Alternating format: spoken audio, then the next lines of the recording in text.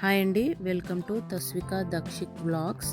ఈరోజు మీకు చాలా టేస్టీగా ఉండే ఉలవచారు ఎలా చేసుకోవాలో చూపిస్తానండి. మనం ఈ ఉలవచారు కోసం ఈ ఉలవల్ని ముందు రోజే నానబెట్టుకొని ఉడికించుకోవాల్సిన అవసరం లేదండి. ఇన్స్టెంట్గా ఎలా చేసుకోవాలో చూపిస్తాను. చాలా టేస్టీగా ఉంటుందండి. నేను చూపించిన విధంగా ఒకసారి ట్రై చేయండి. చాలా తొందరగా అయిపోతుంది, చాలా టేస్టీగా ఉంటుందండి. నా వీడియో నచ్చితే లైక్ చేయండి, సబ్స్క్రైబ్ చేయండి, కామెంట్ చేయండి. ప్లీజ్ సపోర్ట్ చేయండి ఫ్రెండ్స్. ఇలా ఒకసారి ఉలవచారుని ట్రై చేయండి. షుగర్ పేషెంట్స్ అయినా, బరువు తగ్గాలనుకునే వారికైనా చాలా ఉపయోగపడుతుంది. డైజెషన్ ప్రాబ్లం ఉన్నా కూడా ఇలా ఉలవచారు చేసుకొని తినండి.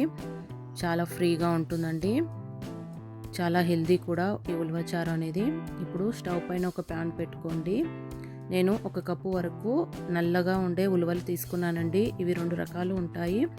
నల్ల ఉలవలు అయితే చాలా మంచిది హెల్త్కి కూడా. ఇలా 1 కప్పు వరకు తీసుకున్నానండి. స్టవ్ని మీడియంలో పెట్టుకొని బాగా వేయించుకోవాలి. ఇది వేగుతుంటే మనకు మంచి సువాసన అనేది వస్తుందండి. అలా వచ్చే వరకు ఒక 5 నిమిషాల వరకు బాగా వేయించుకోండి. చూడండి, కొద్దిగా కలర్ చేంజ్ అయినట్టు తెలుస్తుంది కదా, మంచి సువాసన కూడా వస్తుంది. ఈ టైంలో మనం స్టవ్ ఆపేసుకోవాలండి. వీటిని వేరొక గిన్నెలోకి వేసుకోండి. తర్వాత దీంట్లో నీళ్లు వేసి ఒకసారి శుభ్రంగా కడుక్కోండి. 1 గ్లాస్ వరకు నీళ్ళు వేసుకున్నాను. దీన్ని శుభ్రంగా కడిగి ఈ నీళ్ళు అనేవి వంపేసుకోండి. వంపేసుకున్న తర్వాత దీంట్లో మరొక గ్లాస్ వరకు నీళ్లు వేసుకోండి. వేసుకొని 1 గంట పాటు నానబెట్టుకోండి. మనం ఇన్స్టెంట్గా చేస్తున్నాం కదా, ముందు రోజే నానబెట్టి ఉడికించాల్సిన అవసరం లేదండి. అప్పటికప్పుడు ఇలా ఈ ఉలవచారు చేసుకోవచ్చు. ఇలా 1 గంట పాటు పక్కనుంచండి. నేను 1 నిమ్మకాయ సైజ్ అంత చింతపండు నుంచి నానబెట్టి రసం తీసి పెట్టుకున్నానండి. అలాగే 1 ఉల్లిపాయను కట్ చేసుకున్నాను.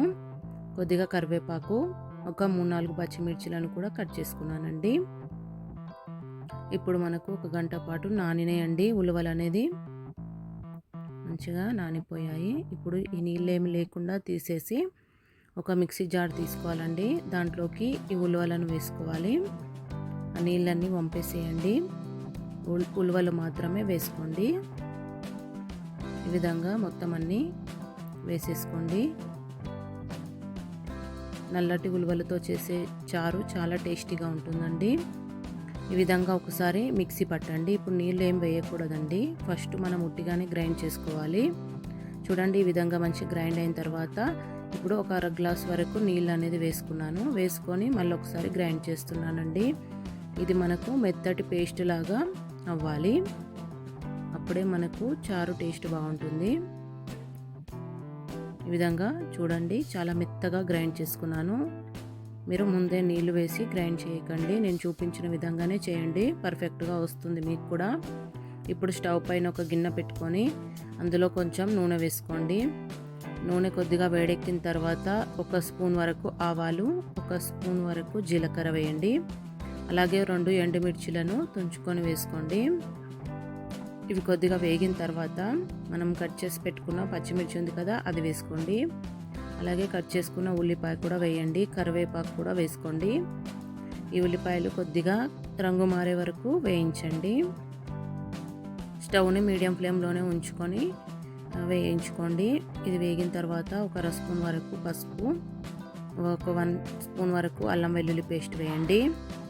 ఈ అల్లం వెల్లుల్లి పేస్ట్ కూడా మంచిగా పచ్చివాసన పోయేలాగా ఫ్రై చేసుకోండి. ఇది చూడండి, మంచిగా వేగింది. మనము ఇందాక నానబెట్టుకొని రసం తీసుకున్న చింతపండు ఉంది కదా, ఆ చింతపండు రసం అనేది వేసుకోండి. ఇది కొలత అంటూ ఏముండదండి, మీరు తినే పులుపుని బట్టి చూసి వేసుకోవాలి. ఈ విధంగా వేసిన తర్వాత నేను దీంట్లో ఒక 3 గ్లాసుల వరకు నీళ్లు వేసుకున్నాను. పులుపు చూసుకుంటూ మీరు తినేదాన్ని బట్టి నీళ్లు ఎక్కువ తక్కువ వేసుకోండి. అలాగే 1 స్పూన్ వరకు కారం వేసాను. అలాగే ఒక 2 స్పూన్ల వరకు ఉప్పు వేసుకున్నాను. ఈ ఉప్పు కారం కూడా మీరు తినే స్పైసీని బట్టి, మీ టేస్ట్ని బట్టి చూసుకుంటూ వేసుకోండి. ఇదంతా బాగా కలిసే విధంగా ఒకసారి కలుపుకొని స్టవ్ని హై ఫ్లేమ్లో పెట్టుకొని బాగా మరిగించండి. ఈ చింతపండు రసం అనేది ఇట్లా ఒక మరుగురాగా రావాలి. ఇలా ఒక మరుగు వచ్చిన తర్వాత దీంట్లో మనం ఇందాక గ్రైండ్ చేసుకున్న ఉలవల పేస్ట్ ఉంది కదా, అది వేసేసుకోండి. చూడండి, ఈ విధంగా మెత్తగా గ్రైండ్ అయింది ఇది. ఈ పేస్ట్ అనేది మొత్తం వేసుకోండి. మీకు ఈ టైంలో ఎక్కువ చిక్కగా అనిపిస్తే ఇంకొద్దిగా నీళ్లు వేసుకోవచ్చు. ఇదంతా వేసిన తర్వాత మంచిగా కలిసే విధంగా కలుపుకోండి. ఈ చారు అనేది ఒక 10 నిమిషాల వరకైనా మీడియం ఫ్లేమ్లో బాగా మరిగించండి. ఎందుకంటే మనం ఉలవల్ని ఉడికించలేదు కదా, డైరెక్ట్గా గ్రైండ్ చేసుకున్నాం కాబట్టి కొద్దిగా పచ్చిదనం ఏదైనా ఉంటే పోతుంది, టేస్ట్ కూడా బాగుంటుంది. మీరు ఖచ్చితంగా ఒక 10 నిమిషాల వరకు అయితే మీడియం ఫ్లేమ్లో బాగా మరిగించండి. అది మరుగుతుంటేనే ఆ వాసనకే కడుపు నిండిపోతుందండి, అంత మంచి వాసన వస్తుంది. తింటే మాత్రం అమృతంలా ఉంది. మీరు మాత్రం అస్సలు మిస్ చేయకండి, తప్పకుండా ఇలా ఒకసారి ట్రై చేయండి. మనకు ఎక్కువ ప్రాసెస్ కూడా ఏమీ లేదు కదా, తప్పకుండా ట్రై చేసి చూడండి.